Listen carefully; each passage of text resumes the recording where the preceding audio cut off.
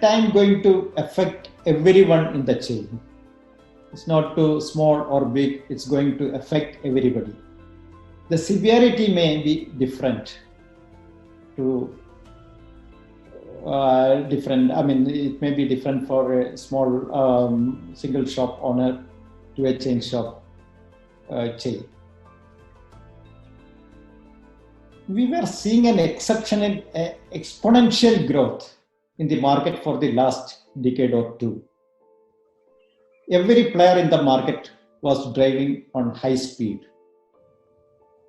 We have seen the chain stores for which you call the organized players expanding territories beyond boundaries of countries or continents.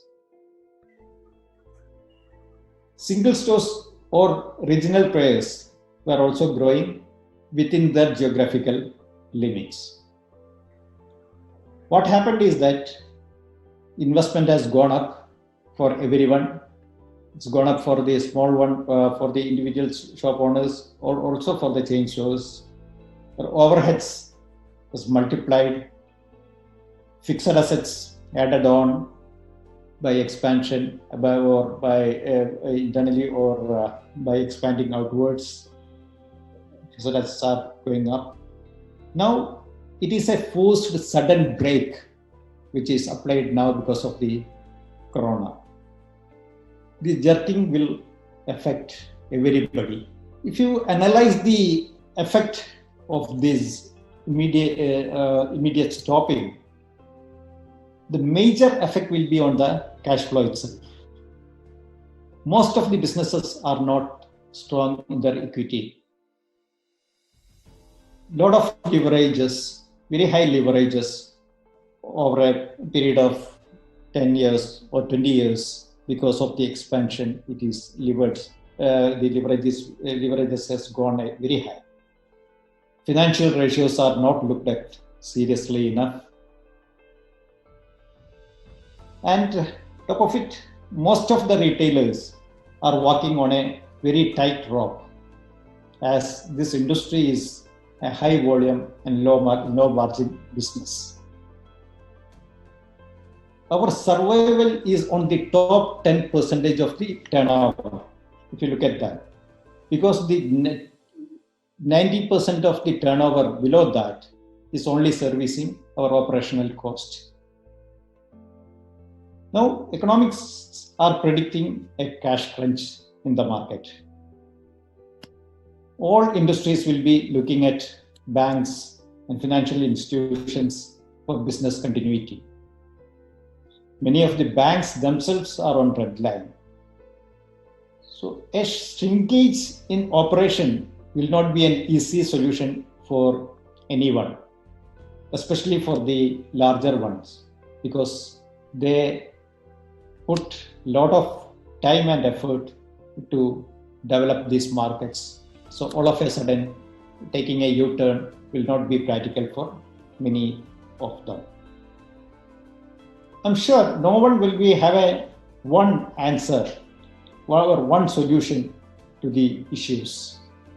It will be different for different organizations. I can recommend a few actions which I think may be practical and workable for certain organizations. I believe, and we are also working on that, we should have a plan A which applicable for the short term. Immediately, if the shop is opening by May 1st or May 2nd week or May end, you should have a short-term plan how to tackle the issues coming to you. Then a plan B, which is little more longer, which will take you to little more longer period, maybe 1 or 2 years. Again, it will not be a good years. Conserve the fund is the one advice everybody can take. Whatever the fund in hand, you conserve it because it may require to you to run the business. Expansion or addition should be done with a very deep study. More than the expansion or additions, your concentration should be to run the business what you have in hand. Look at the inventory very closely. Knowingly or unknowingly, most of the retailers are sitting on huge unwanted inventory. Especially in this industry, we have the excuse of value appreciating stock as an excuse to keep the high stock. But we are ignoring the cost associated with this high inventory. Other area we have to give concentration is that induce more equity to the business. It's better to claw back the earlier withdrawals if it is done. Many of us, we know that we have diverted the business profits, what we have earned for a period of time, to some other businesses or some other investments.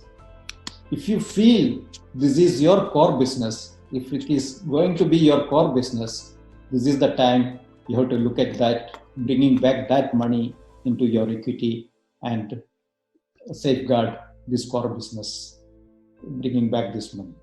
Because fund cost is going to be disproportionate to your earnings, at least for the next 1 or 2 years. Your profit may not be able to cover the fund costing, the finance cost, if you are borrowing to run this business, at least for the next 1 or 2 years.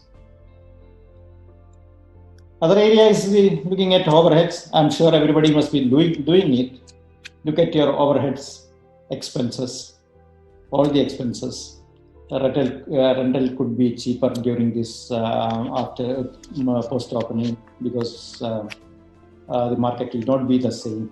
There will be more opportunity to negotiate with the landlords for the market and get a cheaper rental. Likewise, all other expenses we will have to look very closely. One major other area is that advertisement and promotional expenses. It's a major area to be looked for savings.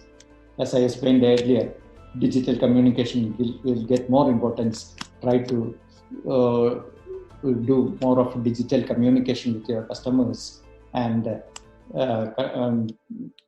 try to save money in advertisement and promotional expenses.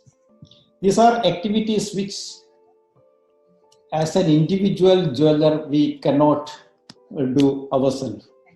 I think there is a need of industry-wide approach to control these kind of expenses, and the